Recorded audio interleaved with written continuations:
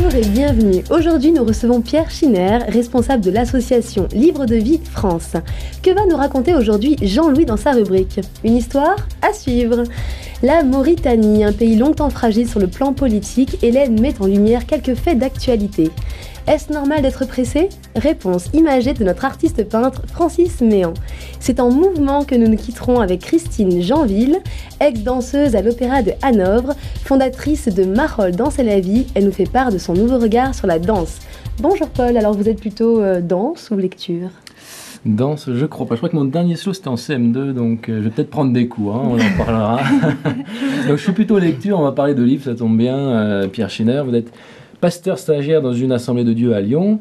Vous êtes également le responsable de la programmation d'une radio qui s'appelle Radio Essentiel. Tout à fait. Et à seulement 24 ans, vous êtes déjà un missionnaire très actif. Vous avez parcouru une vingtaine de pays pour distribuer le livre de vie. Alors, qu'est-ce que le livre de vie? Est-ce que c'est une nouvelle Bible? Pas une nouvelle Bible, une compilation des évangiles. Je dirais un outil qui nous permet de présenter le message de l'évangile d'une manière abordable pour tous les enfants et les jeunes. Donc différentes versions qui s'adressent à différents âges. Le livre de vie nous donne une histoire chronologique de la vie de Jésus. Chacun a son propre exemplaire du livre de vie. On insiste pour qu'il y ait vraiment un contact personnel. Vous ne faites pas de distribution massive. Hein. Bon, on a dit 500 millions distribués, mais c'est du main dans la main. C'est du main dans la main. On refuse de parachuter des cartons de livre de vie sur une ville. Non, parce que c'est important que l'enfant voit par exemple, voilà, je ne vais pas plier le livre lorsque je le présente dans une école. C'est important que l'enfant voit que c'est un trésor qu'on lui offre. C'est un livre important. Et puis, en même temps, au moment où on fait ce geste de distribution, voilà, j'ai une version bilingue japonaise-anglaise. Je suis jamais allé au Japon, mais lorsque je fais ce geste, il y a un contact, il y a quelque chose qui se crée entre l'enfant et la personne qui distribue. Ça personnalise le cadeau. Tout à fait. Et le geste est important. Hein. C'est pas notre danseuse qui nous contredira. On le verra plus tard. Il y a des siècles où trônait la Vierge, le Christ, ou l'homme, ou des saints. Et bien maintenant trône la géométrie. Mais pas une géométrie normale, je dirais une géométrie irrationnelle, un peu énigmatique. En regardant avec plus d'attention, il semble que la peinture explose, comme soumise à une puissance volcanique. Et pourtant, la danse est connue pour être un milieu rigoureux, difficile.